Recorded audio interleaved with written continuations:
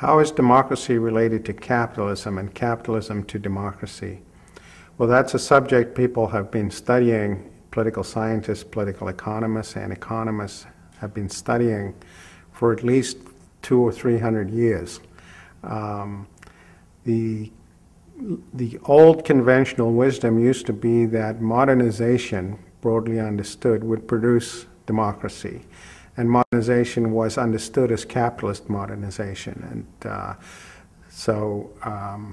going back to, at least in modern times, to the 1950s and 60s, that was the arguments. Seymour Martin Lipset, Barrington Moore, David Apter here at Yale all made the case that modernization breeds democracy.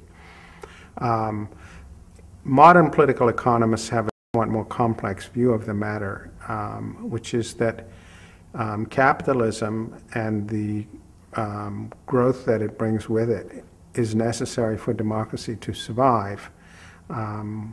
Democracy does not survive in poor countries, and it does not survive in non-market systems. Indeed, it doesn't generally even emerge in non-market economies.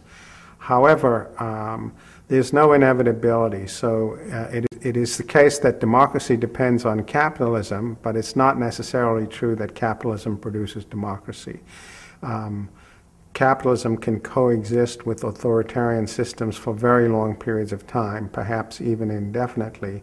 And indeed, we've seen in the last couple of decades, capitalism can even coexist with communist political institutions, as in China.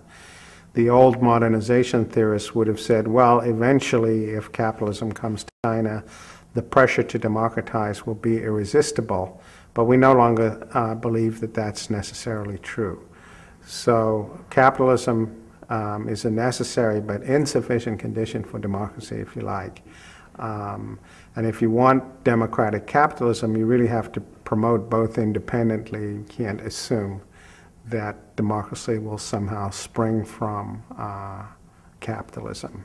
It may happen, but it may not.